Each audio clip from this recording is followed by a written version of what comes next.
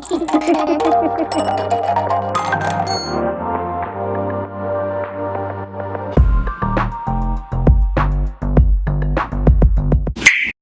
y'all, it's True Crime Queen, and today I'm back with another video. A small town Alabama mayor took his own life just 2 days after a conservative news website exposed social media posts where he appeared in women's clothing, a wig, and makeup.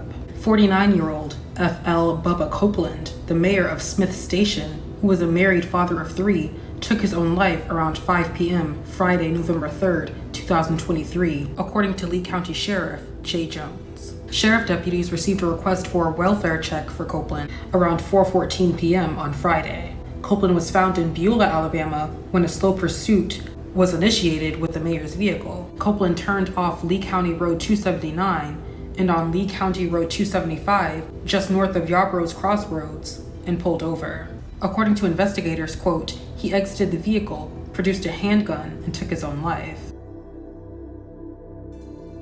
Copeland's passing comes just 2 days after 1819 News posted photos of him wearing women's clothing and makeup. This is all according to the Alabama news website, AL.com. According to NBC News, the photos published in the first article are from various social media accounts Copeland operated under the name Brittany Blair Summerlin. In a screenshot of one of the since deleted accounts, Brittany is described as a transitioning transgender girl. During an interview with 1819 News, Copeland confirmed that he operated the account and was featured in the pictures. The outlet reported Copeland had featured a photo of himself wearing his wife's sweater, makeup, and a blonde wig. He claimed it was only a means of, quote, getting rid of stress, and called the postings a hobby and a fantasy. He also said his writings were purely fiction. After the interview, Copeland promptly deleted the accounts and asked that they not be made public, due to his family and position as a pastor. Copeland initially denied having any knowledge of the accounts, but when he was made aware of the social media evidence, he quickly admitted to running the page. Copeland told 1819 News, quote, just my wife knows about it. It's a hobby I do to relieve stress. I have a lot of stress, and I'm not medically transitioning. He continued, what I do in my private life has nothing to do with what I do in my holy life. Does this have any effect on me being mayor, that I sometimes put on a dress or sometimes put on makeup? Does that have anything to do whatsoever with me being a mayor or being a pastor?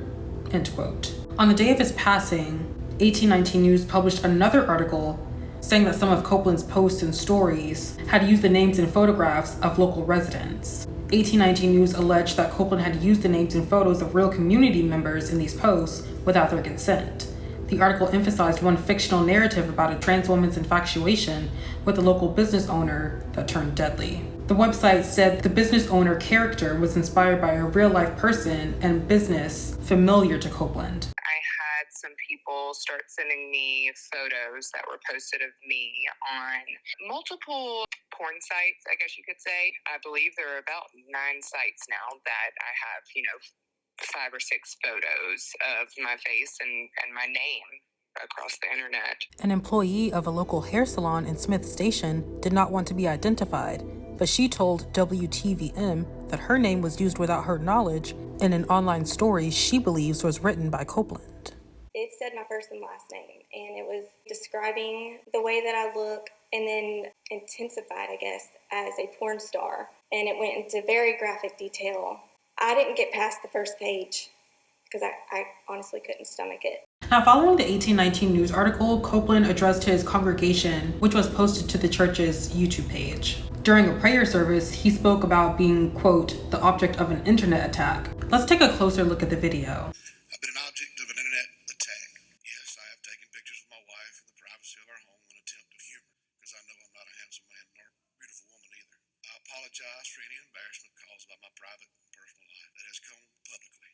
This will not cause my life to change. This will not waver my devotion to my family, to serving my city, and serving my church. I have nothing to be ashamed of.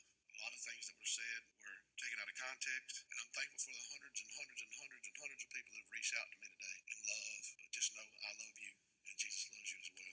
During his time in office, Copeland spurred the designation of a historical site and the creation of an outdoor community center and a public works department. He also championed a $1 million road improvement project to address traffic congestion. And he guided the city through unprecedented challenges, including a deadly outbreak of tornadoes in 2019 and the pandemic. Amid his mayoral duties, Copeland also served as a senior pastor at First Baptist Church in nearby Phenix City, Alabama. Jeff Poore, editor-in-chief of 1819 News, did not comment on the criticism, but sent this statement to AL.com, saying, quote, "Our thoughts and prayers are with the people of Smith Station, the parishioners of First Baptist Church of Phenix City, and the victims and family of Mayor Copeland." Copeland was laid to rest on Thursday, November 9th at 2 p.m. at First Baptist Church of Phenix City.